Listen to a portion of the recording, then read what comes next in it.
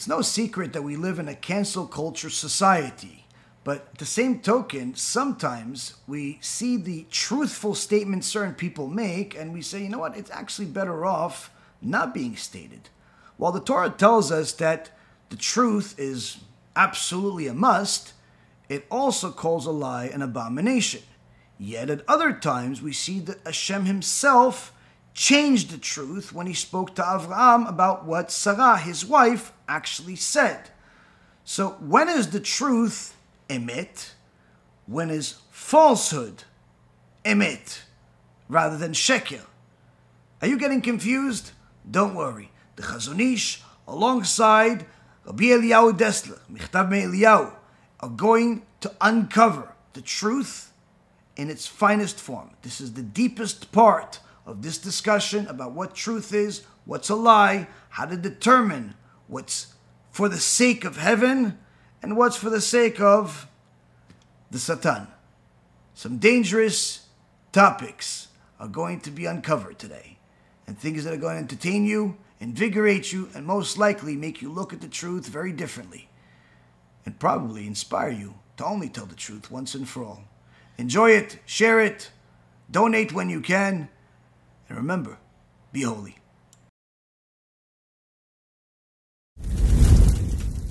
Hashem Naaseh v'Natzliach, Shiur Torah, Bruchim Habayim. We're back here starting a new week, starting a new month, Baruch Hashem. To go into the Jewish HaShkafa series, BeEzrat Hashem, the series that is certainly rewinding and realigning our minds appropriately, so we could actually start thinking like righteous people, start thinking straight without all of the influence of the junk that unfortunately has been washing the brains of people throughout their lives, and really to unwash it. Tonight's shiur is going to be for the refuah shlema for Avi Mori David ben Esriya, Imi Morati Doris bat Jora, Rav Ephraim ben Shulamit, Rabbanit Sarah bat Anat, Rabbanit Levana bat Sarah, and all of Am Yisrael and all the righteous Noahides that continue to learn with us, continue to invest their time and efforts to do the will of Hashem together with us. And of course, anyone that donates their time or resources to our organization is always even blessed further. The shiurim, Baruch Hashem, are all for free, but they cost a lot with all of the people behind the scenes, whether it's the ones that are working on the books or the CDs or the USBs or all of the other wonderful things that the organization does. So anyone that wants to join us and partner with us by donating to our organization can go to our website, BeEzratHashem.org, or to bhtorah.org, or you could also donate on the website that we have designated for anyone that wants to distribute material in their community in the United States. You go to kiruvstore.org or bhkiruv.org, both go to the same place, where you can get some of these very cool and amazing USBs to distribute in your community. Somebody actually just sent me a message earlier today that this particular series, the Bitachon series, is a life changer. And Baruch Hashem, I certainly think that the ones that attended this this series have said it many times, because even though they attended the lectures, they ended up listening to these series multiple times. Bitachon is something that you never have enough of.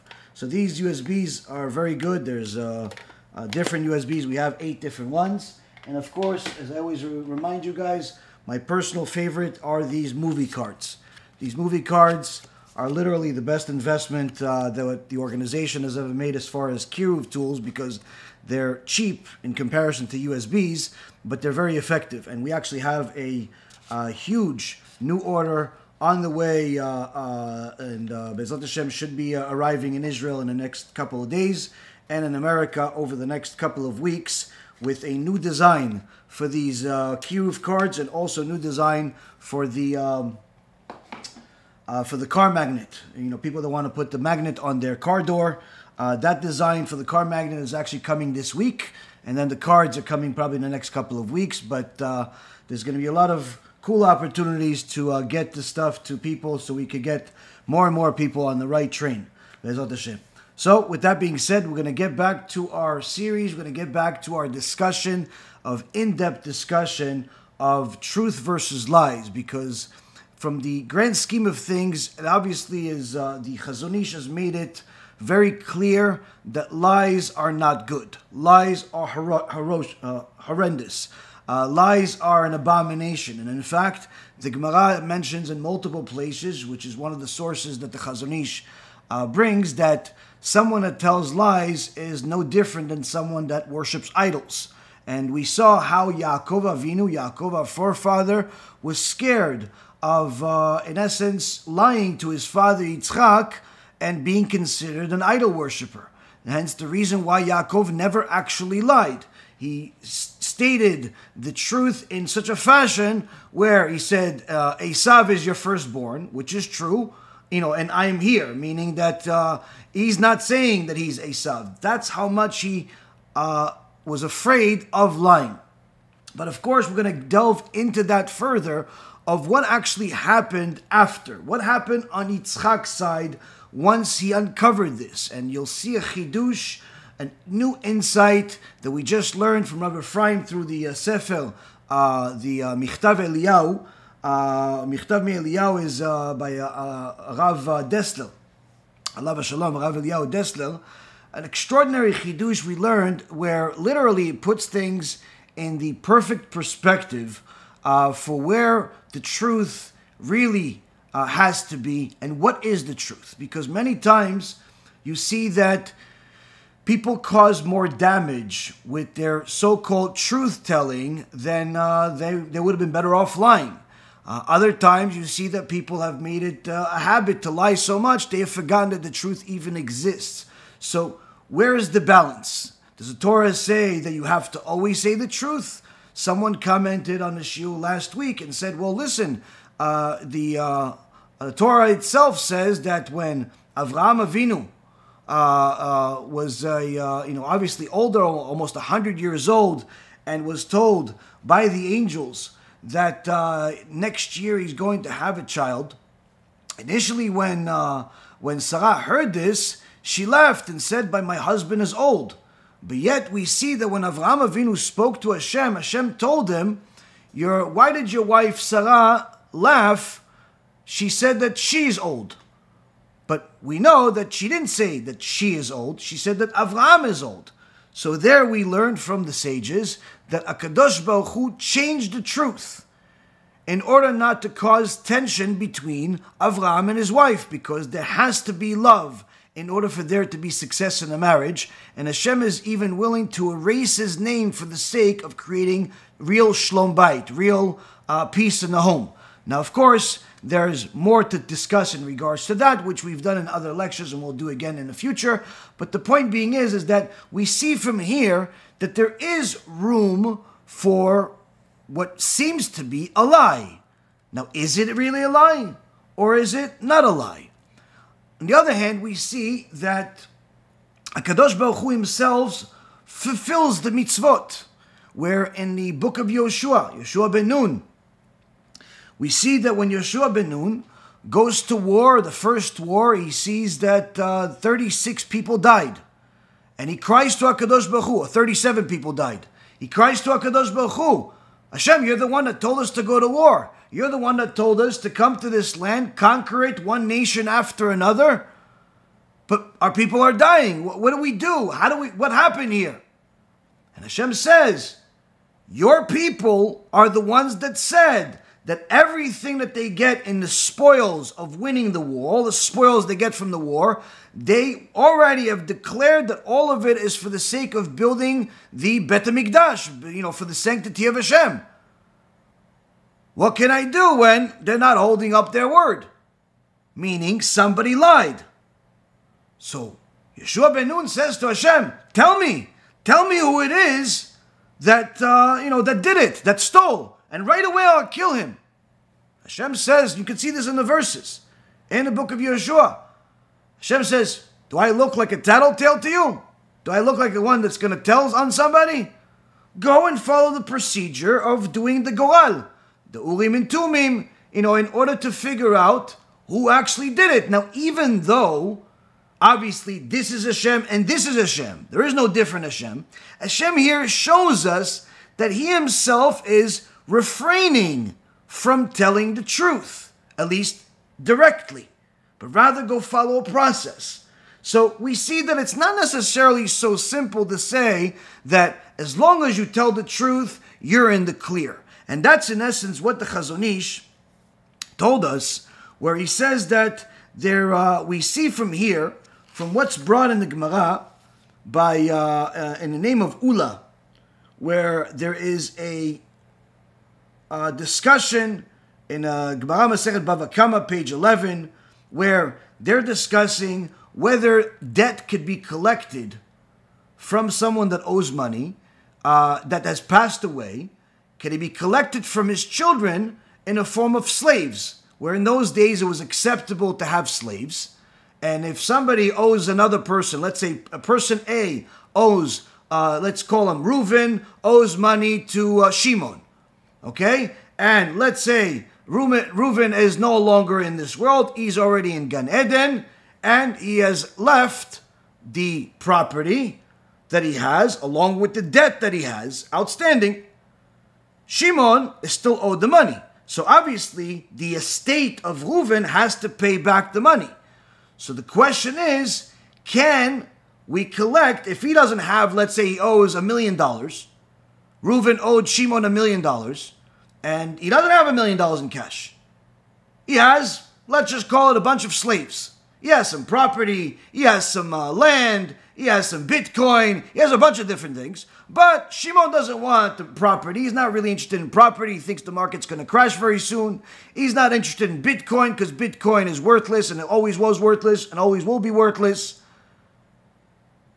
But he says, you know what? These slaves, these are good guys. These are guys that know how to do the job. They're disciplined. They're honest. And sure, I'll take them. What do you have? 100 slaves, 1,000 slaves, whatever it is. I'll take that in replacement of the debt that's owed.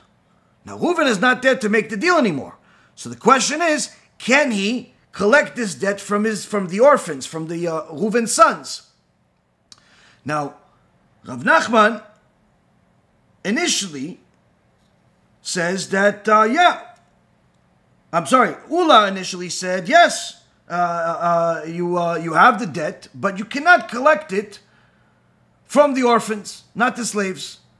But as soon as Rav Nachman left the room, Ulla said, by the way, to all of his students, you can collect the slaves from the from the orphans.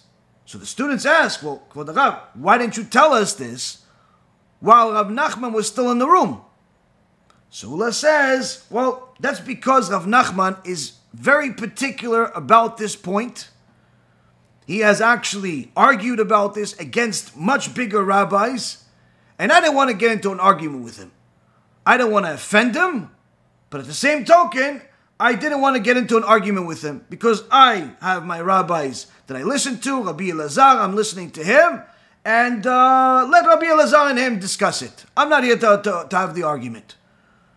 So comes the Gemara and says, wait a minute, who gave you the right to not publicize the complete truth? Obviously you publicized most of the truth, but here you withheld part of the truth. Who gave you the right to do so? So the Gemara says, for the sake of peace. For the sake of peace. So here, the Chazon Ish brings this as an example, and he says that from here we see that for the sake of peace, it's sometimes best to deviate from the truth. Meaning, don't say the whole truth. It's not necessarily saying go out there and start lying to everybody, because that's obviously a problem of its own. But rather, you have to be careful with the truth, much more than people think.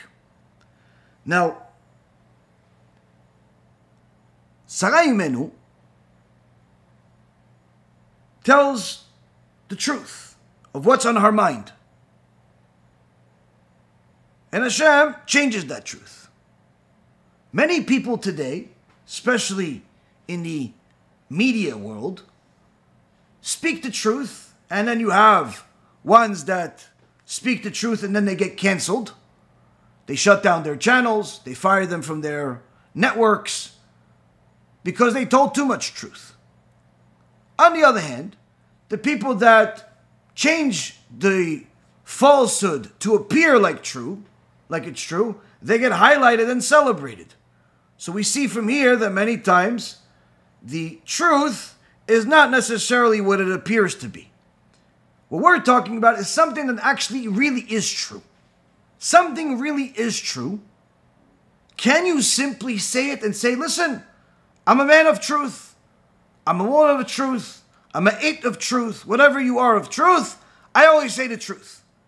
Is that okay that you could just simply say the truth as long as it's true? It's not only allowed, it's even a mitzvah. Here we see, not necessarily. Not necessarily. You have to be careful. Why? Because that truth can certainly hurt somebody. So the Gemara in Masechet Bava Metzia gave us a clarification on a couple of different conditions. This is what we base everything on in regards to truth-telling, where the Gemara says that there are three matters in which a person is allowed to deviate from the truth. One in regards to matters of morality, another one regards to the matters of hospitality, and the third is in regards to matters of Torah knowledge. What does it mean? So the Gemara says, if somebody, for example, has completed the Shas, completed Talmud Bavli, the Yerushalmi, and a few other things as well, and one of the students says, hey, Rabbi, have you completed the Shas? The Bavli, the Yerushalmi, the Zohar, all these events that you guys have. Is that for you, or is that for just other people? Now, Gemara says, it's best you don't tell him. It's best he says, no, I still have a lot of work to do. Why? Because what use is it going to be to tell him how much Torah you've learned other than serving your own ego? If he's just simply asking you how much you've learned, what purpose does it serve? Don't tell him. On the other hand, if he says, listen, Rabbi, so I need somebody that's going to answer some questions on Masechet Shabbat. Do you know anybody I could ask? Sure, ask me. Wait, but just a moment ago you told me you didn't finish. Well, I did finish, but you could ask. Wait, but if you did finish, when I asked you if you finished, you said no. Why did you change? Well, did you just finish it in the last 5 seconds of the conversation? No, in reality, I really did finish. I really did complete it. But when you asked it initially, there was no purpose of me telling you that I completed it. Why should I show off that I know this and I know that? Now that you're asking something that's relevant, sure, I can tell you. You have a question about Masechet Shabbat, ask me. By all means, I'll do my best to answer. Meaning that if there's no purpose to telling him the truth about the amount of knowledge that you have and how much you've read and so on, it's best to not tell. If there is a purpose, for example, somebody's challenging something, somebody's questioning something, certainly it is important for you to say it. Hence the reason why the Gemara in Masechet Brachot says that a Talmid Chacham has to have 1/60th of arrogance. Even though arrogance is something that is an abomination in the eyes of Hashem, for a Torah scholar to truly teach Torah and successfully, they have to have some arrogance. Not much, but some. Why? Because sometimes you have to explain to the students where they stand in such a fashion. Now, of course, the other matters are in the issues of hospitality. If somebody hosted you, and he's a very gracious host, and somebody asked you after, they haven't seen you in a while, they saw you right when you left, and you came back from this trip. Oh, so where have you been? Oh, I went to New York. Oh, wow, did you go to Mr. Goldstein's house? No, I just went there. But isn't he your biggest donor? No, I don't know what you're talking about. No, I just went to visit my parents. Oh, because Mr. Goldstein lives over there. And yeah, I know, but I didn't go. Why are you lying? Because if you tell people about where you went and who hosted you, guess what? You're putting the host in jeopardy. Now everybody's going to want to be hosted by this person. Everyone's going to think that he has an open door policy. Before you know it, he's going to be emptied out of money, of resources, of his own house. They won't give him any peace and quiet. So it's not the best thing to do to publicize someone that's hosting you. Keep it to yourself. Unless the host himself publicizes it himself and he has no problem and he wants you to publicize it, that's a different story. But generally speaking, it's not a good thing to be a public events type of person, where each time you go somewhere, you're putting Facebook pictures and you're making videos. Oh, I am at Mr. Goldstein's house, and last week I was at Mr. Smith's house, and the week before I was at that one's house. This is not Torah behavior. You're invited somewhere, keep it to yourself. This is also very important reminder to a lot of people, where typically people like to show off the places that they go to, even before they went. Even before they went, they start talking about it. All of a sudden, they call their friend or sibling that they haven't talked to in a few weeks or months with some interest. Hey, what are you doing? Nothing. What's going on? How are you? No, nothing. Just wanted to see if anything new with you. Well, nothing. What about you? Well, me? Well, I got a really amazing weekend coming up. Oh, do tell. What's this amazing weekend? I'm going to Mr. Goldstein's house. Wow, the billionaire Mr. Goldstein? Yeah, he invited you? Psh, wow. Maybe I can come along? Oh, listen, I don't know if you come along. It's my first. Well, actually, really, it's my second. And they have a whole villa for me and the wife. And he starts telling everybody about where he's going. And then after he finishes that call, he calls another friend. I'm going to Mr. Goldstein's house. And the whole world knows that he's going to Mr. Goldstein's house. This is not appropriate, to say the least. Why? You're publicizing information that should be kept private. If Mr. Goldstein wanted the whole world to know that you are invited, he could afford to put an ad in the paper or publicity in the paper. You are coming to his house on such and such date. If he didn't, keep your mouth shut. Now, this sounds odd to this generation, because this generation not only publicizes the things that they shouldn't be publicized, like we just explained, but they publicize things that really need no publicity whatsoever because it shouldn't be of anybody's interest, such as the restaurants they go to and what they eat and what they're doing at 2:15 in the afternoon. And literally, people publicize everything about their life. This, obviously, aside from it being a inappropriate use of time, it's certainly not a good thing to do for yourself, because if a person publicizes all of the good things that are happening in their life, they just had a kid, they just got married, even if though it's the third time, they just bought a brand new Lamborghini, they just bought a house for $1.5 million, they just bought this watch for $50,000, and all of these things that people like to publicize, all they're getting is evil eye.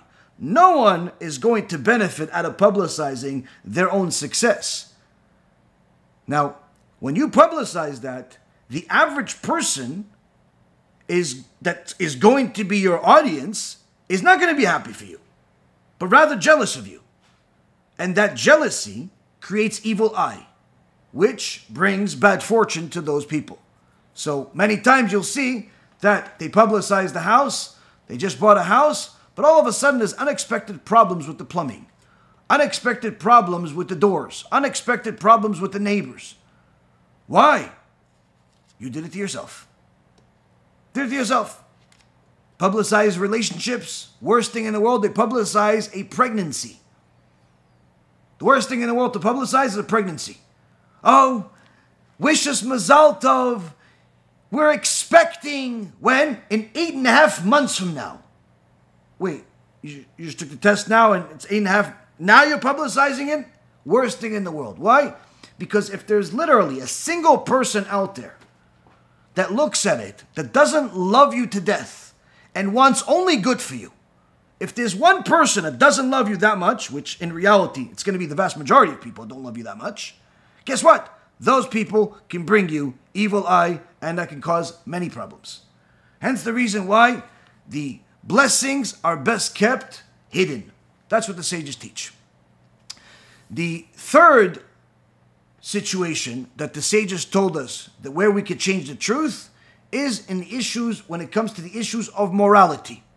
The issues of morality, whereby a person cannot go somewhere because it's mikveh night. It's the night that he has a date with his wife. Very special night. This night is a Yom Tov for the family. Many Chachamim literally treat it as a very special and auspicious day to do tshuva, to fast the whole day, to pray the whole day, just so there's going to be success during that night between the couple. And a person that wastes their time and efforts and the air that comes out of their mouth telling people about this night, either before or after it, is not only risking the same evil eye that we just talked about before, but also is speaking inappropriately when it comes to morality. You're not supposed to speak about what's going on between you and your wife to anybody, unless it's somebody that's directly related to the issue that you're trying to fix, meaning it's your rabbi, some type of consultant that you need help from. But to tell your girlfriends about it, to tell your brothers and sisters, your parents about this, absolute no. Now, what happens if you have to be somewhere on the night that's a mikveh night? Guess what? You're allowed to lie. Simply say, I can't come. Why? I have something else going on. You don't have to obviously make up a complete fabrication of a story that you simply say, I can't come. Why can't you come? I have something else came up. No, come on, why don't you just cancel it? No, it's not cancelable. Okay, so what is it if it's so important? It doesn't matter. It's something personal. I have to take care of it. It's very, very critical. What is it? Business? Is it personal? If you know that this person doesn't value personal, then simply say it's business. But if this person is normal, then you can say whatever. You say whatever you need to say in order to not disclose the truth. Why? Keep the issues of kedusha, holiness between you and your spouse private. Unlike the generation today where literally all of the secrets have become public property, and all of what's supposed to be public property has become somewhat of a secret. You know, what a person does behind closed doors apparently has become public knowledge. Public knowledge. Everybody feels like they need to disclose what devils they have in their head to the whole world and have parades about it. On the other hand, when you ask them logical things like, what is a woman? That's a secret. Why? Because not a single one of them could answer it. So here we see that the Torah is the opposite of what is logic and norm today. Hence the reason why the Torah is telling us this, to remind us that don't base your truth on what public perception is. Base your truth based on what the Torah says.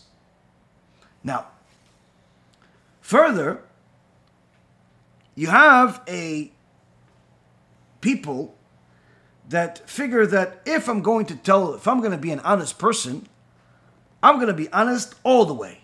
Meaning, it's going to be like one of these stories that a person simply loses the ability to lie. The Admor Mizvil says a story years ago. This is obviously many, many years ago.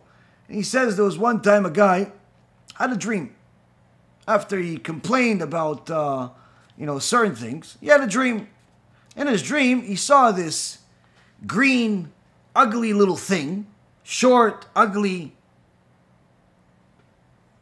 He said, what are you? Who are you? And the green, ugly thing said to him, I'm the lie. He says, you're the lie? Who needs you? Get out of here. Oh, the lie said, that's how you talk to me? I'm going to go. And wait, and you'll see how you're going to beg for me to come back. And the guy wakes up. The next day he wakes up and gets out of bed, and he sees that already has the woman that cleans the house, that helps his wife and kids run the house, is already working. It's early in the morning. instead of saying good morning to the nice lady, what did he say? Ugh, you're so ugly. When are you going to get out of here already? And just, I can replace you with somebody better looking. What? She looks at him and goes, sir, what's wrong with you? How could you speak to me that way? Have you gone crazy? No, I didn't mean it. Well, actually, I really did because you are. And he just finds himself like, oh, no, what did I say? Runs into the bathroom. He cannot believe what he just said. Then he runs out of the house as fast as he possibly can so he doesn't have to see this woman that he just embarrassed himself. And he rides along and he sees one of the business associates. Says to him, hey, good morning. Instead of saying good morning back, it was good until I saw you. Oh, what? The guy says, what? That's a nasty thing to say. Okay, you know what? You don't want to see me? Fine, the deal's off. And he takes the papers they were about to sign and rips them right in front of his face. He just lost a $100,000 deal. The guy can't believe what he just said. What did he do?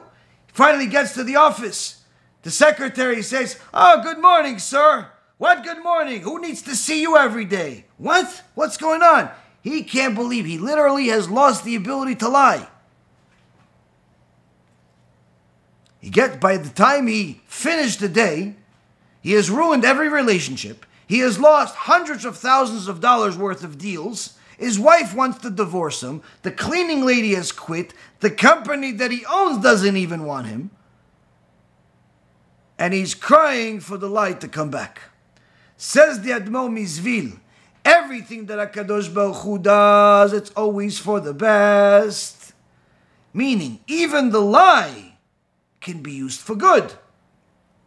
Why is it called an abomination? When you don't know how to use it. When you don't know how to use it. So, we see that sometimes telling people the truth is not only not good, but rather it's forbidden. If a person sees that another person that they see is ugly, there's absolutely no value in telling them this. If he sees that another person as not looking their best, there's no reason for you to tell him. Somebody recently showed me that they were offended. Why? They put a picture of themselves, which obviously is always a bad idea. There was some type of interview, I think, or something like that. And instead of, their friends on social media complimenting this person and saying, oh, wow, congratulations, and so on, the first comment that she got from the, I don't know, whatever friend that she has, friends like this who needs enemies, but was, wow, you look fat. And her response was, oh yeah, the camera puts on 15 pounds. And I'm thinking to myself, like, what's wrong with these people? Like, this is how you communicate? Just like, instead of congratulations or, I don't know, anything else, the only thing you can notice is that your friend looks fatter than what you would like for them to look, and their response to you is that they're blaming a camera, like, this is what's going on in the world. What? I told the truth. It's better for you to lie. Why? You're hurting people. This, by the way, is also something that is very common in people that are new to Judaism, new to the world of truth. Either they're Baal Teshuvah, or they're newly converted, or they're in the process of converting, and they've finally have discovered the truth after 20, 30, 40 years of living in this world. They've discovered the truth, and they want to publicize it. Now, as we say, publicizing the truth, that's what we live for. We want to publicize the truth. But unfortunately, when a person publicizes the truth according to their understanding, rather than according to the way the Torah says to do it, they can cause a lot of damage. Where they see that somebody is commenting on a video. Wow, I love your video. This is great. But they happen to have, I don't know, a cross on their profile name, on their picture, or they have a name that comes from a different religion, I don't know, called Mustafa or Jesus, or one of the names that's obviously not Jewish. Now, sometimes you'll see people say, why don't you get rid of that idol worship off of your screen name and stop being an idol worshiper? Now, although there is truth to that, what's the purpose of insulting this person the minute that he finally discovered the truth? What did you get out of it? What is he going to get out of it? Furthermore, you'll see that sometimes people question things. Say, oh, you're saying that, the judgment is not only 12 months, it's forever, but my rabbi said otherwise. And you see, immediately, there's a few little monsters come and attack. Oh, you're a heretic, you're wicked, you're going to Gehinnom if you don't listen to this. Now, yes, although there's truth to that if they are going to continue with this false belief, it's going to be a problem, but going and attacking them is certainly not going to help them. So, just doing that serves no positive purpose. So is it still truth that you're after, or is it being right and serving your own ego?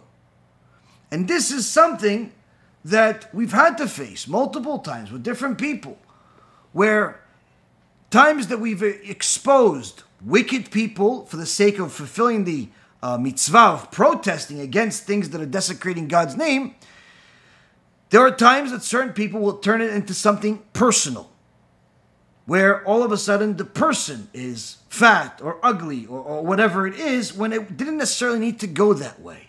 Or anyone that agreed with them became automatically someone that's evil and a monster and so on, rather than simply confused. So it's very critical for a person to understand this more now than ever and see what you're spending your time on, because I see that it's become common for people to simply ignore most of the teachings that don't have to do with what they want to publicize. Meaning, if the teachings is exposing somebody wicked as a form of fulfilling the mitzvah of protesting against people that are doing bad things, therefore they watch it, they publicize it. But if it's teaching you about perfecting your character traits, not lying anymore, not being arrogant, not being stingy, not having a simply terrible midot altogether, those not so much. Not so much. They're not really so interested in those. You want to talk about Jewish ideology? Not so much. Want to talk about Jewish intimacy? Not so much. Want to talk about just general questions? Not so much. Talk about, exposing an evil person? Yeah, those are the best. Now, you're right that those are important, but that's not the whole Torah.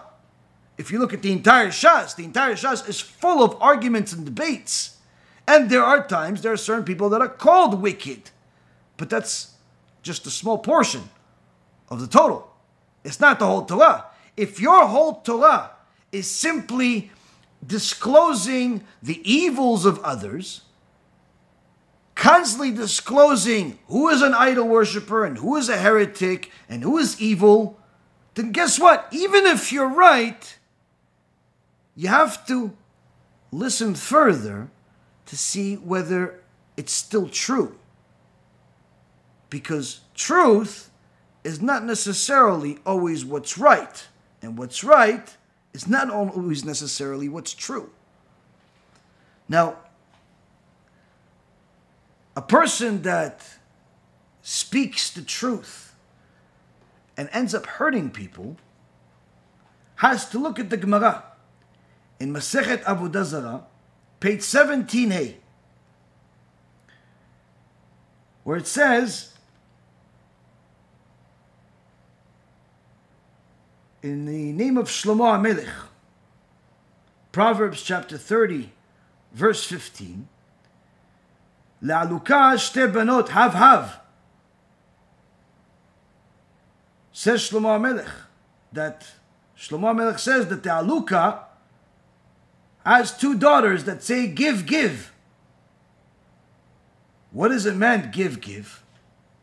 The sage, by the name of Mar Ukva, says, this is referring to the voice of the two daughters who cry out from Gehinnom. What does it mean, two daughters of Gehinnom? Gehinnom has daughters. Gehinnom has daughters. And Aluka is another name for Gehinnom. Even though there's a different Gemara that says that Gehinnom has 7 names, we see that it's really not 7 names, just like the Satan himself. It says he has 7 names. It's not that he has 7 names. It's that there are 7 different ways that he presents himself under certain circumstances. Same concept with Gehinnom, that is presented in certain ways. Aluka is one of the ways. Why Aluka?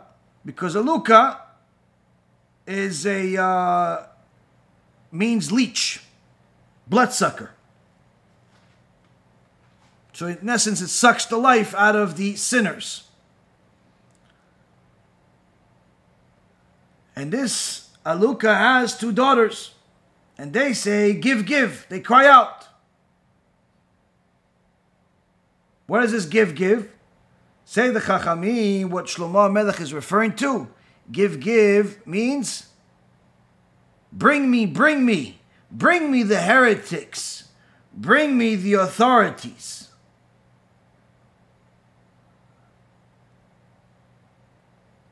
Bring me those that go after idolatry and heresy. But also bring me all those that are after materialism and are willing to sell the truth for materialism. Bring me where? It says, the Gemara says that the voice of Gehinnom itself cries out and says, bring me the 2 daughters that are crying out from the other punishments and who in this world say, bring me, bring me. Say the Chachamim, this is Gehinnom saying, listen, this guy, he made sins. He was an idol worshiper. He brought, pastors to the synagogue. He said all types of things like God needs you, or that there's no judgment, that there's no Gehinnom, there's no... Okay, bring those people to me. Why bring? Because as soon as these people say these things, they already bring a certain amount of punishment to their life. After that life is over, immediately when they die, they're going to start getting punished. Even before the judgment itself, ultimately, of Gehinnom and so on, immediately get punished at Chibut HaKever. Now, they're getting punishment by another party. Then after that, they could be sent somewhere else, like, to the Kafakela, all types of things. So in so many words, the Gehinnom is saying, okay, it's my turn already with these heretics. Give them to me already. Give them to me. These people that go and change the truth, people that are lying, people that are heretics, idol worshippers, give them to me. It's my turn already. So here we see that those that cause damage, there's already voices in Gehinnom saying, bring them, bring them, bring them. Come, come. Why, you insulted that person? Oh, you were saying the truth? Come over here. Why? In Gehinnom, they're going to say to you, what? It burns, right? Oh, it burns? Yeah, it burns. What do you say? I'm telling the truth. I'm telling the truth. Why? It burns. What? So, where's the line? Where is the line of knowing what to say or knowing what not to say? In fact, we see why Rabbi Elazar ben Rabbi Shimon says in the Mishnah in Masechet Avot, I have grown up among the wisest men, and I have found that the best trait is silence. We see here why silence is literally praiseworthy, because if one knows what's best for them, they won't speak very much, because if you don't know what you're saying to be something that not only is true, but is necessary and productive and positive for the world and needs to be said, you could put yourself in a situation where you're going to get punished for it. So, where's the line?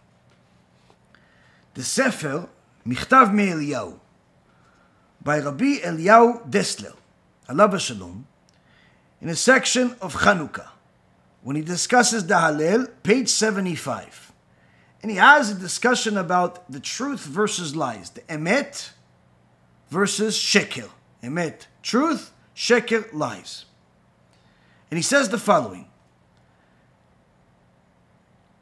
that in essence, he's telling us that the emet versus the sheker based on the ultimate outcome of the statement.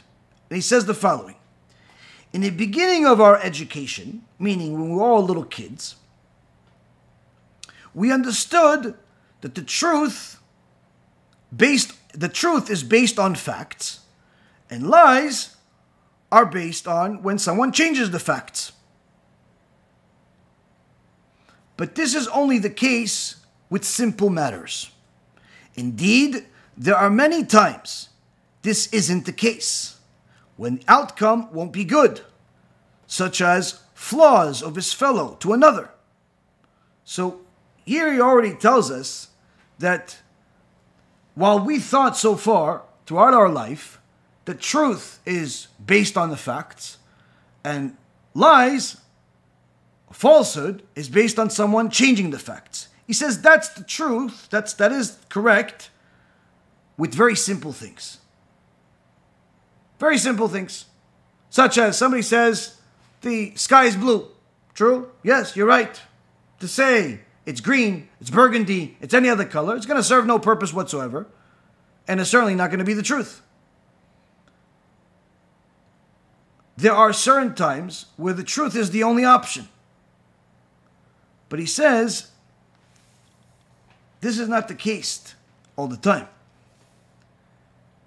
Because there are many more complicated situations where the truth is based on the outcome, whereby if the outcome won't be good, it's no longer true. It's no longer emet. How could that be? He says, if someone discloses the flaws of his fellow to another, this is an act of sheker, where he says, who allowed you to speak such a way? Where, let's say, for example, somebody says to you, hey, you know Reuven? You know about it? You know who he is? Yeah, Reuven, that guy is a liar, and he's fat, and he's, you know what? He's a thief, and he's a this, and he's a that. Who allowed you to say these things? Well, but it's true. Yes, it's true. We're not debating whether it's true. Like, people think that, wait, if I said it and it's true that he's this and that he's that, then that's already a permission to say whatever I want. No. That's called Lashon Hara. Lashon Hara, evil speech, is truthful information that should not be shared. If it was false, it would be slander. Slander is forbidden. So if you tell somebody, says, oh, you know Reuven? And you say, yeah, Reuven, you know what? He has desires. He can't stop eating. He can't stop going to the basketball games. He can't stop going out with all of these places. And they say all these things. Well, guess what? You just lost your Olam Haba, potentially, from that small little conversation. Because that's what the Gemara says in Masechet Arachim, where the Lashon Hara is equivalent to all three cardinal sins. The Rambam actually clarifies, and he says, if somebody said Lashon Hara, one time, then, they may not lose their Olam Haba. But certainly if they say Lashon Hara on a regular basis, certainly they have no share of the world to come. There's nothing to talk about here. So here we see that if your speech, your response to somebody asking you about another person is simply telling them about all of the flaws of this person. They're fat, they're ugly, they're poor, they're rich, they're whatever you think or whatever you know about this person. if that's going to create a negative perception of this person without a purpose, meaning you're not trying to protect this person from somebody stealing money from them, you're not trying to protect this person from somebody conning them in some way, you're simply saying, this guy, he's just, I don't know, you take him to a restaurant and he orders a meal for 5. Don't go out with him. This is not a positive thing. It says Rabbi Yaron Dessler, who gave you the permission to speak like that? Yeah, but what about the fact that it's true? Yes, it's true, and thereby it's Lashon Hara. And this truth becomes a lie when the outcome isn't good, and thereby not the will of Hashem. And what looks like a lie is now the truth, because this is the will of Hashem. Truth that gives power to the Satan is a sheker. Here, the Rabbi Yaron Dessler gives us an extraordinary chidush. He gives us an insight about simple day-to-day things we never considered. The purpose of your speech determines whether it's truth or lie, whether it's emet or sheker. If the purpose of it is to bring good, then certainly it is the will of Hashem, and thereby it's emet. If, on the other hand, the truth you say is going to bring negativity, people are going to mock this person. People are going to distance themselves away from this person. People are not going to invite him to places. People are not going to hire him. Then certainly that is not the will of Hashem. And therefore, the Michtav MeEliyahu says that truth is really sheker. Why? It's against the will of Hashem. If it's against the will of Hashem, it's sheker. And the fact that you're saying it's true, yes, that truth that's in the sheker is giving power to the sitra achra, the sar of the world of sheker. The sitra achra is the Satan himself. He is the sar. He is the angel that rules over the world of lies. Now, furthermore, we see that the Michtav MeEliyahu here is giving us another insight to let us know the power of each word that comes out of our mouth. That whether truth or false, it creates something. Just like the Mishnah in Masechet Avot says, each time a person does a good deed, fulfills a mitzvah, he creates a defendant angel that's going to defend him. An angel that's going to empower him to do more good things. Each time he makes a sin, he creates a prosecuting angel. An angel that is going to prosecute against him. Claim to be the creation of his own evil, and in fact have more power over the person to cause the person to make more evil things. Certain sins create one angel, 2 angels. Other sins like wasting seed and immorality or causing the public to sin with all types of heresy, there's literally no end to the amount of evil angels that it creates. See, here we see the Michtav MeEliyahu telling us that if your speech, whatever you're saying, is going to cause others harm, and it's not for the sake of helping them, it's not for the sake of empowering them, it's simply for the sake of your ego. It's simply for the sake of showing people you're right and the whole world is wrong.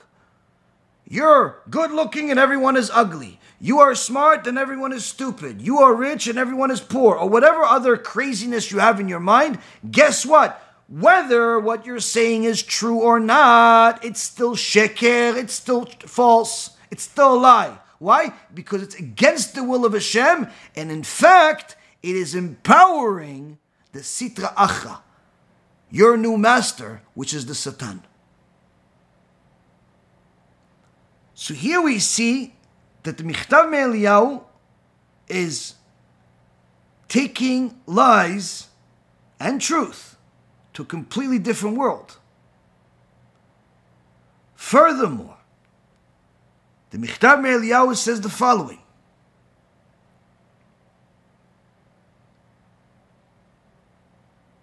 a person will never succeed to cleave to the emet, to cleave to the truth, so long as his own material desires and evil is directing him, because his eyes are blinded from the will of Hashem, whereby his own desires, his ego, being right, being abusive, all types of other desires, monetary desires, these are what blind his eyes to only see his own interest by destroying others. See here, another chidush by the Michtav MeEliyahu. He says that even if a person means well, he wants to do Kiruv, he wants to help people, he wants to deliver the truth about, I don't know, whatever it is that he wants to deliver the truth about. But in reality, he's full of ego, he's full of his own self-interest, he just wants to show the whole world that he is right and everyone else is wrong.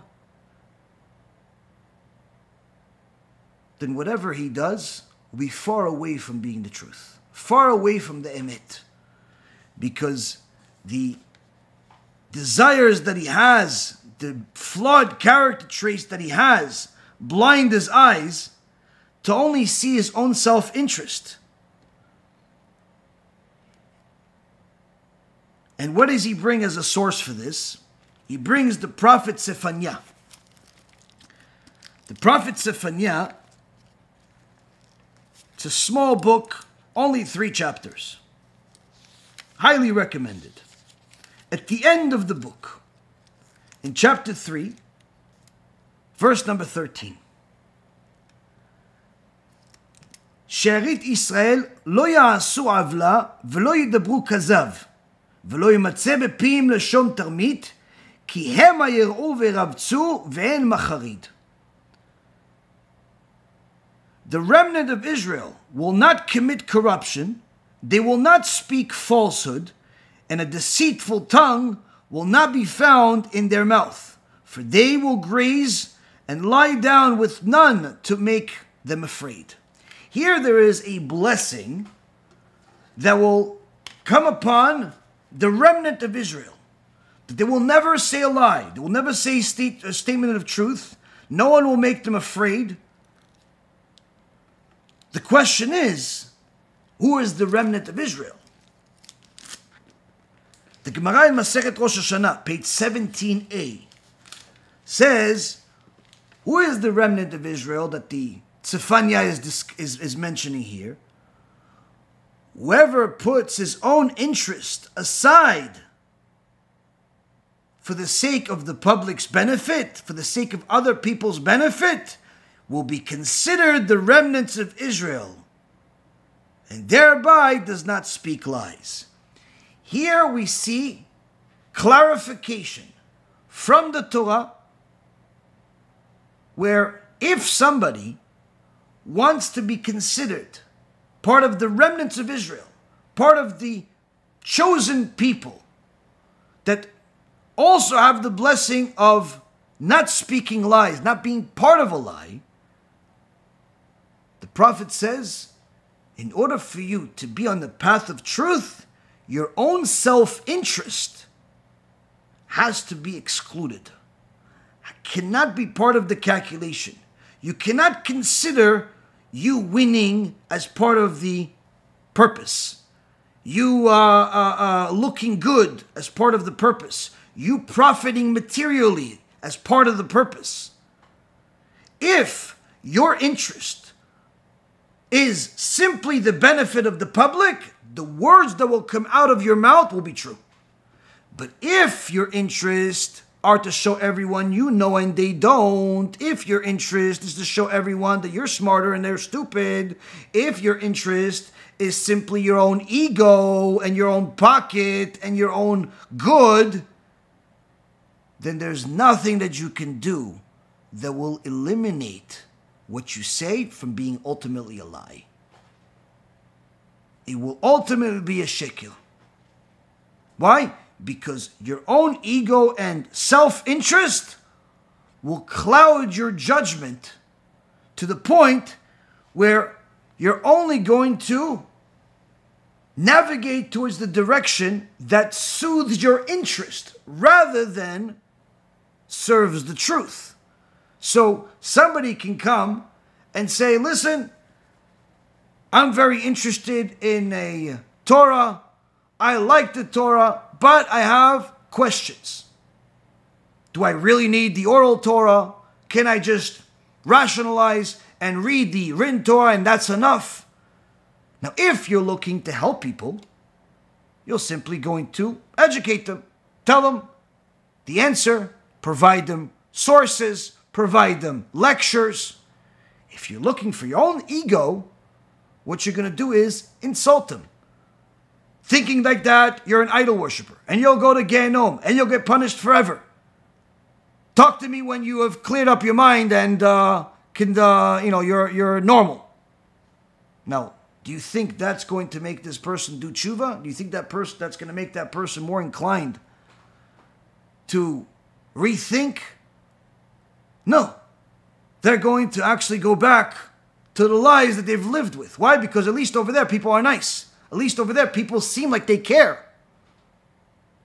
And that's the problem many times. When people do not have the proper Torah education, it's better off they don't rebuke. It's better off they don't do anything other than simply press share and never speak a word. Never write a word. Because many times, their writing and speaking causes more damage than good.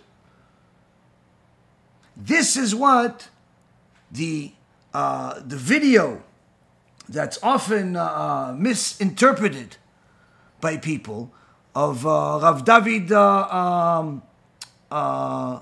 Yosef, the Rav Ovadia Yosef's, Allah Shalom's, his son, Rav David Yosef, when he told the story about how when he was a young kid and they were walking to synagogue and some secular Israeli guy was driving on Shabbat and pulled over next to them asking them for directions, and he told them, go that way and you'll go straight to Gehinnom, and his father, Rav Ovadia Yosef, rebuked him. He says, how is that going to make this person love the Torah?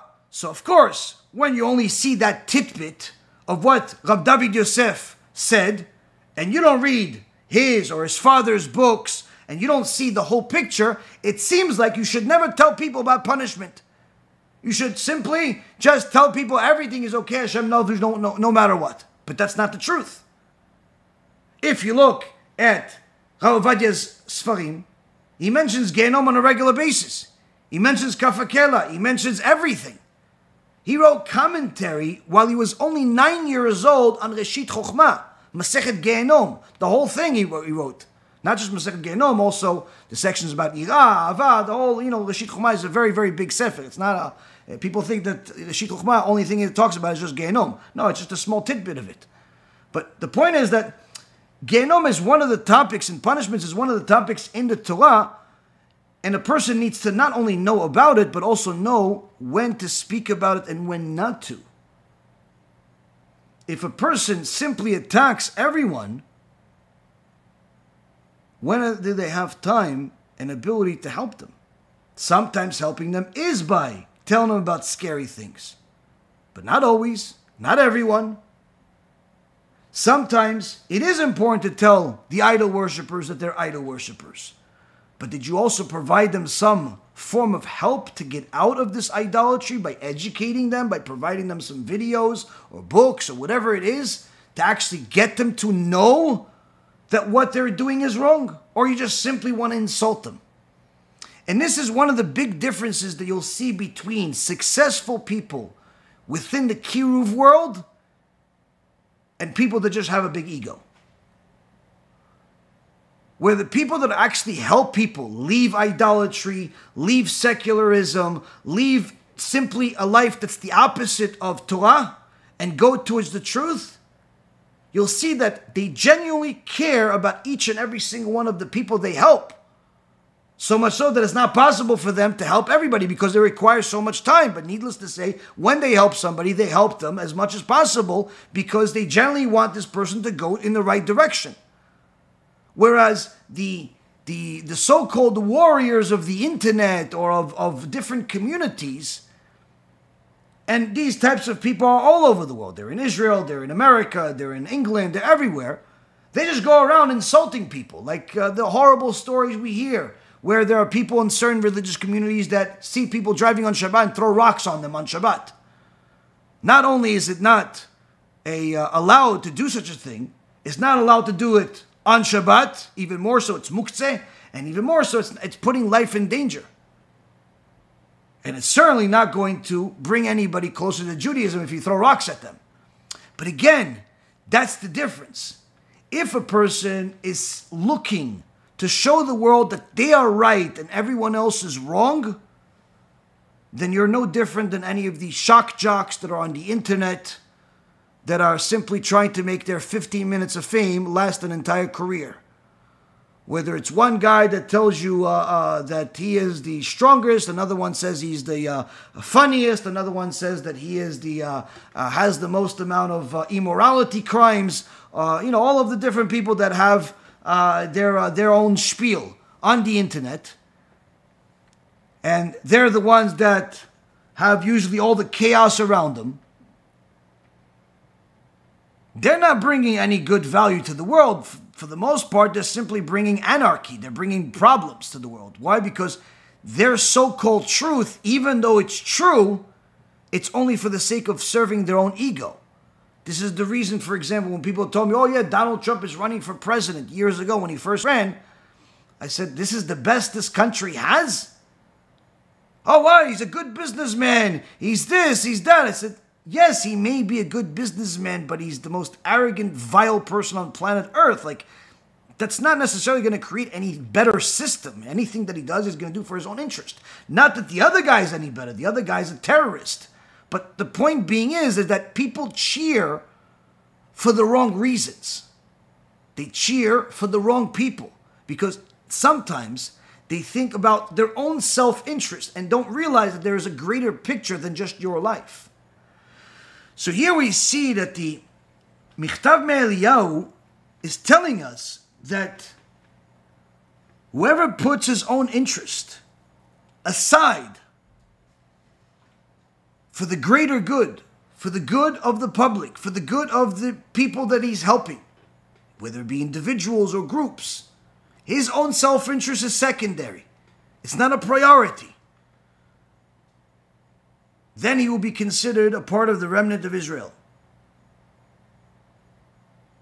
And therefore, says the Michtav MeEliyahu, one who has not worked on his midot and is after his own desire, even when he says something truthful, along with the lies, it too will be counted as a lie. And this is what Hashem unveiled to Yitzchak Avinu. When Esav came in, after Yitzchak gave the blessing to Yaakov, and Yitzchak says to Yaakov, that's wearing, a garment that is making his body look hairy, but his voice is still the voice of Yaakov. So Yitzchak says, Akol kol Yaakov, ve'yadayim yedei Esav. The voice is the voice of Yaakov, but the hands are the hands of Esav. And he gives him the blessing because of the whole plan that Esav tried to implement in order to fool everyone by telling his father, listen, if you hear me say I want a blessing with my own voice, don't believe me. That's probably Yaakov pretending to be me. So if I come with a voice of Yaakov, then believe me. Then it's really me. So when Yitzchak felt the arms of Yaakov being hairy, that's like Esav, because Yitzchak was blind.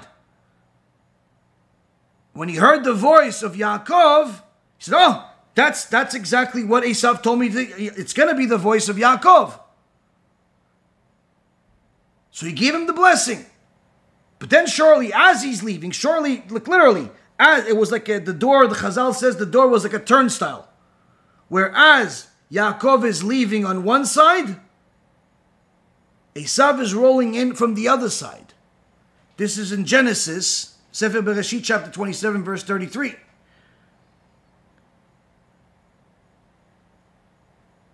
And as soon as he comes in, the Midrash, Yalkut Shimoni, section 115, says the following. As soon as Esav enters the house, the whole house started heating up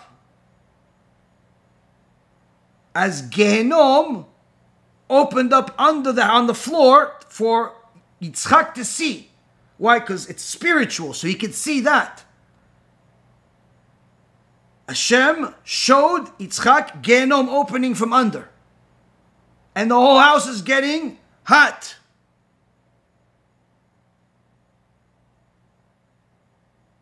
And therefore Yitzchak says in chapter 27 verse 33, who is the one that hunted the game? Meaning, who is going to Gehinnom? Me or Yaakov? Me for giving the blessing to Yaakov mistakenly? Or Yaakov because he took the blessing without being supposed to be the one that gets it?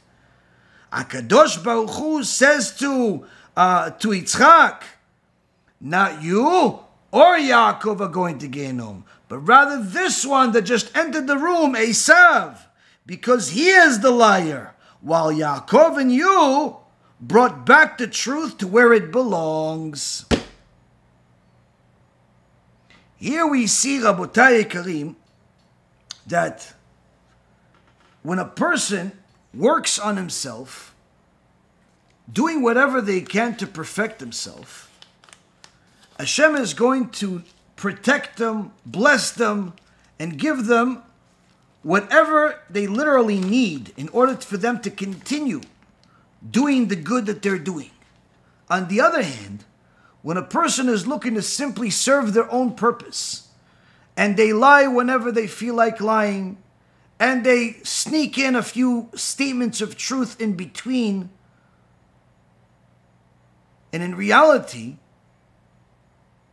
in Shemaim, in the Bet Din of heaven, everything that they're doing is considered a lie. Even the truth that they say is considered a lie. Because their ultimate motive is a lie. Their ultimate motive is for the sake of their own benefit and not the benefit of others. So Hashem says to Yitzchak, Esav, although he was born first, although technically he's the firstborn, although all that stuff, his ultimate purpose was a lie. His ultimate purpose was for his own personal agenda. And therefore, the will of Hashem was for the blessing to go to Yaakov, even though it came in such a way where he had to, in essence, fool his father to believe that he is Esav. That became the truth. That became the truth because it was the will of Hashem. So we see from here, Rabotai, that a person has to look at things not necessarily always based on black or white, truth or falsehood, but rather what is the will of Hashem? What is the purpose behind all of this? The Avot Rabbi Natan, he brings an example from one of the greatest sages that ever lived, Rabbi Shimon Bar Yochai. An incident that happened in section 41, first Bereta, 41:1. Towards the end. It says, toil in study of words of Torah and do not occupy yourself with idle matters. an incident once happened with Rabbi Shimon Bar Yochai, where he went to visit a sick person, and this sick person was bloated and bedridden with a stomach illness. And he was suffering, and he was so bitter by his situation, this guy, that he started uttering blasphemies towards HaKadosh Baruch Hu. Rabbi Shimon Bar Yochai says to him, "Empty one, you should be pleading for the heavenly mercy on your own behalf, instead of uttering this blasphemy." Sounds logical, right? The guy is suffering in pain. He's angry at God, saying all types of stupid things. Rabbi Shimon Bar Yochai says, "You empty fool, what are you doing? Instead of pleading with God, what are you saying? Things against him? What's wrong with you?" Angered by Rabbi Shimon Bar Yochai's sharp rebuke, the sick person replied, "May the Holy One, blessed is He, remove this illness from me and place it on you. HaShem Yishmor v'yatzil." This guy literally is so bitter and is so much anguish that not only does he commit blasphemy against God, his creator, but his visitor, the biggest rabbi in the world, he says, "What, you're rebuking me? May the sickness that I have go on you," he says to him. Now, here we see that this guy went from bad to worse, right? How does Rabbi Shimon Bar Yochai respond?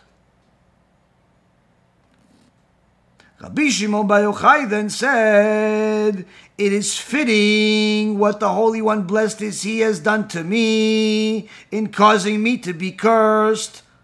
For I have set aside the words of Torah and occupied myself with idle matters."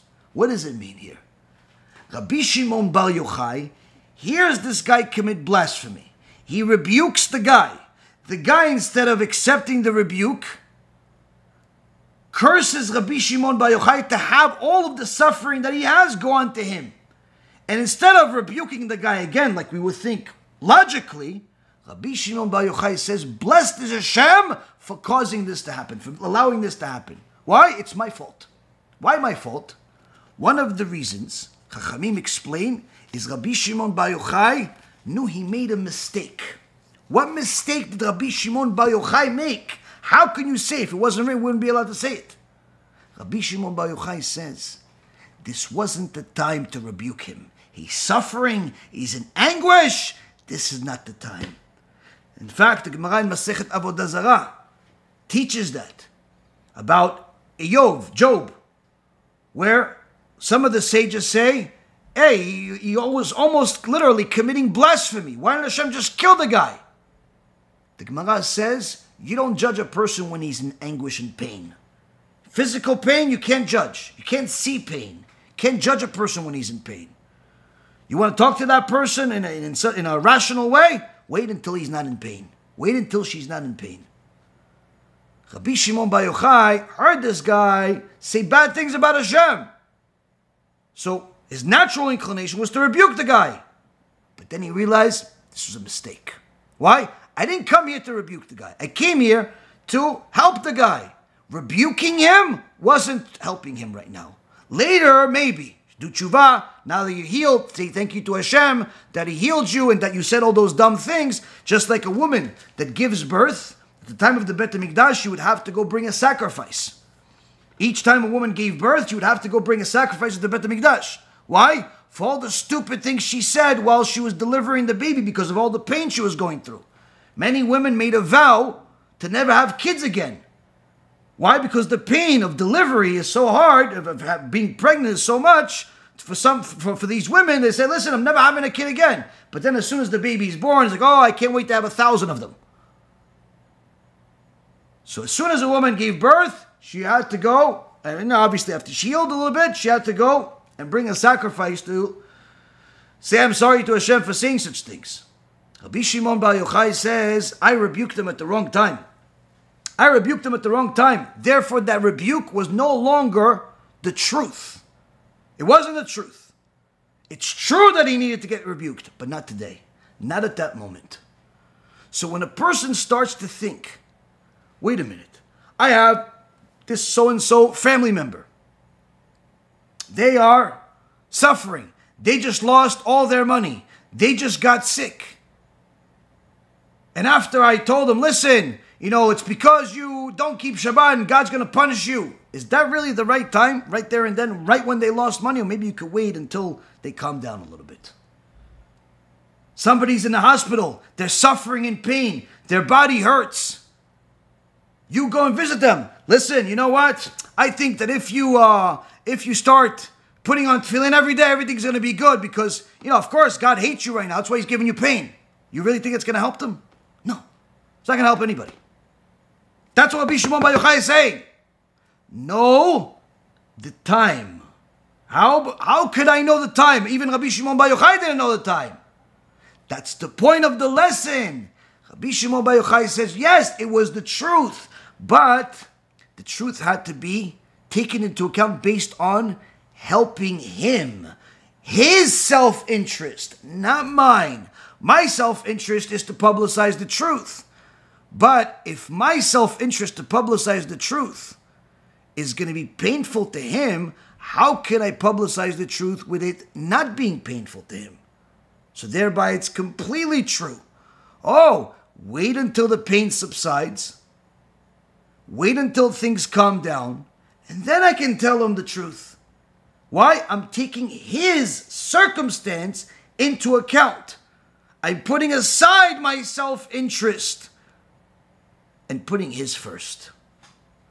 If you're putting the public self-interest first, priority over yours, then you will be counted among the remnant of Israel.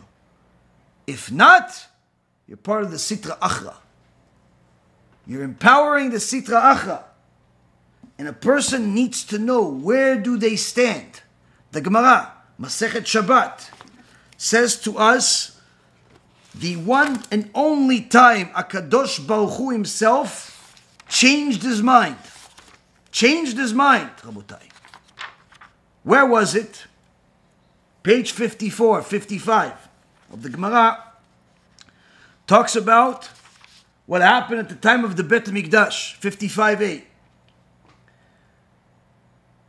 Initially, the plan was, because of the sins, idol worship, murder, all this horrible stuff that was happening, Chilul Shabbat, all this horrible stuff that was happening at the time, a decree was passed to destroy the Beis Hamikdash, which means the destruction of many, many Jewish people, along with it. Not all of them, because Hashem promised to never destroy the Jewish people, but certainly many die in the process. Similar to the Holocaust, Spanish Inquisition, and all of the other disasters that happened to Am Yisrael throughout the generation. No people has suffered as much as the Jewish people. When Hashem punishes the nations, he simply annihilates them from the world. When he punishes the Jewish people, he causes them more damage than the entire world can endure. But he keeps us alive. This was one of the times where Kadosh Baruch Hu, the initial plan was to punish the wicked. Destroy the Beis Hamikdash and punish the wicked. That was the decree. The Sitra Achra, the Satan, the angel of death, all being the same one. He's responsible for lies. He's responsible for the death. Comes to Hashem. Hashem, the master of all, where his signature is truth, emet. And he says to him, I have a case against you. This is not emet. Why is it not emet? You're saying to go kill all of these Mechalei Shabbat, all these Jews that are desecrating Shabbat, all of these Jews that are in a cash advance business, all of these people that have idolatry in their houses on their heads. You're telling me to go punish all of these people that are wasting seed. You're telling me to punish all these people that are doing bad things. But the reality is, I should also be punishing the other ones. What other ones? Those religious rabbis over there. The religious rabbis Hashem says, no, but they keep the Torah. Look, they keep Shabbat. They have, kosher food in their house. What's your case? The Satan, the Malach HaMavet that's in charge of the lies says, yes, but it's not emet. Why is not emet? Because if it was emet, and they would have put their own self-interest aside, they would have told the Mechalel Shabbat he's not allowed to drive on Shabbat. They would have told the cash advance business it's illegal according to the Torah. They would have told everybody that it's idol worship to put a wig on their head. They would have told everybody about all of the things that the Torah says in the Gemara, in the Shulchan Aruch, in the Zohar, and across the whole globus of Torah, of what it says about wasting seed. They would have told everybody what this means to them in their future. But because they put their own self-interest first, their own pockets, their own buildings, their own interest, they didn't tell people the truth, and therefore people didn't do tshuva. So how could it be that they live and these Mechalei Shabbat die? HaKadosh Baruch Hu himself says the Gemara. You can look at it in your side. HaKadosh Baruch Hu himself says, change it. Kill them first. Those people, those rabbis, those religious people, they didn't rebuke. They didn't tell people the truth. They didn't put their self-interest aside. Punish them first. Why? It's their fault the generation stayed secular. Here we see to what degree HaKadosh Baruch Hu judges the truth. Yes, you have to say the truth. And yes, you have to take people's feelings into account. But at the same token, don't take it too far where you're ignoring the truth altogether. Oh, I don't want to offend them. Fine, you want to offend them. But that doesn't mean don't tell them the truth. It means find a different circumstance. Find a different way. Have a plan. Don't simply ignore the truth and allow the guy to drive on Shabbat for 20 years to your synagogue. Don't continue allowing the guy to think that his non-kosher business that's predatory lending is perfectly fine because he gives tzedakah. Don't tell your community it's perfectly fine to ignore all of the facts that have been brought into the idol worship that's involved with the wigs industry.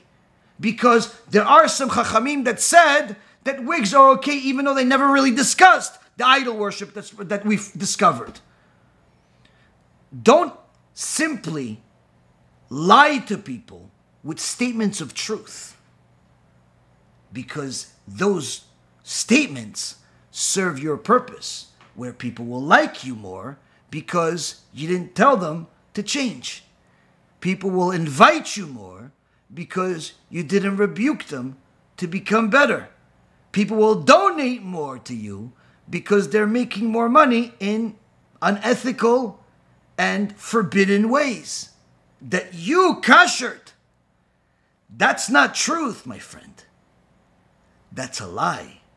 That's sheker. But you see, if you were to go and attack everyone all the time and the whole world is wicked except you, that's also sheker. If you simply only find the good in everything and never say a single rebuke, that's sheker too.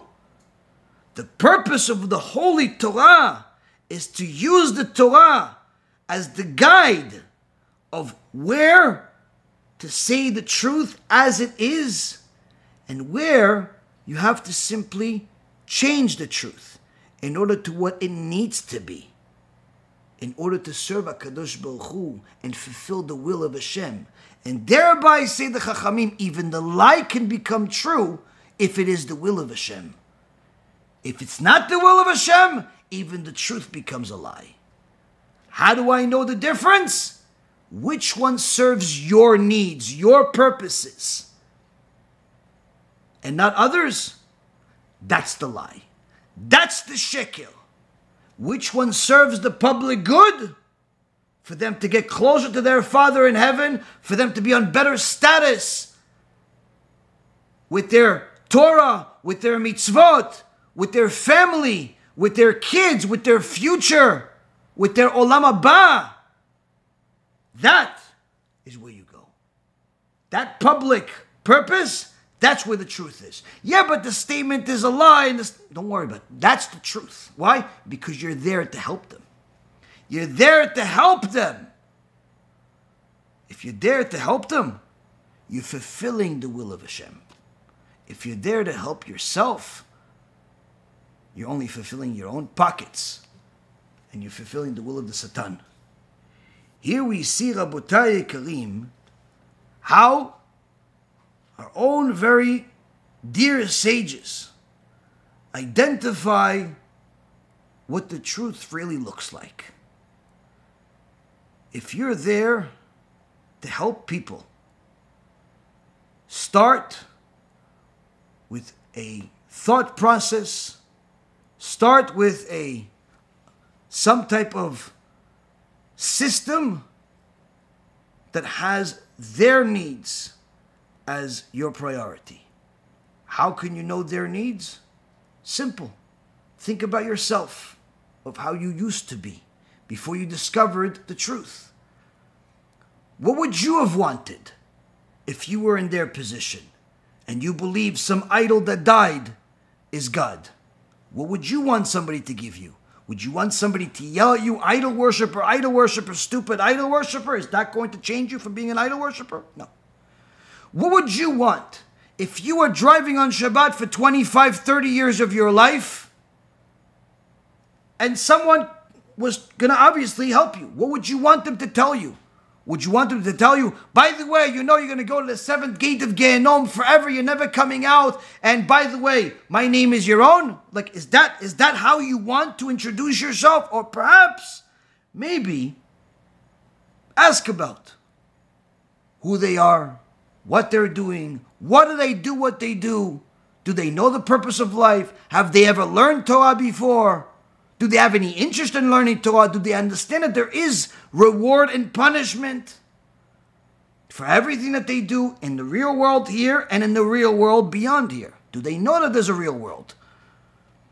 The point being is that if you take other people into account, you're certainly going to be more inclined to help them.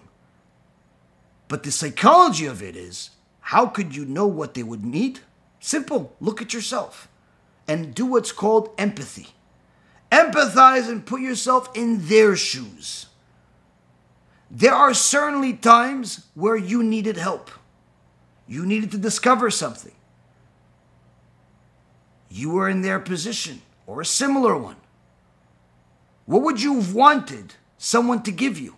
What would you have wanted somebody to do to help you speed up the whole process? I'm not talking about a 20-year marathon to eventually find out you're not allowed to drive on Shabbat. That's not Kiruv. That's simply insanity. I'm talking about helping the person, but also helping them at their level, in their position, with their interest in mind, and not our ego, not us being right and them being wrong. If a person starts to think about Kiruv in that perspective, certainly they're going to be much more successful. Certainly they're going to be less judgmental. They're not going to look at the world as a world full of liars and evil people, but rather a world full of ignoramuses, people that know nothing about the truth, people that have been fed lies that pretend to be true. Victims is more than simply evil. But again, that victim, that whole status that they have is by choice, because the truth is available to them. And if Hashem chose you to be the one that delivers the truth to them, then do the job that He wants you to do. Not the job that makes you look superior to the world. If a person starts to think about helping others from that perspective, all of a sudden they will see real success. Success with major transformations. People will watch their videos.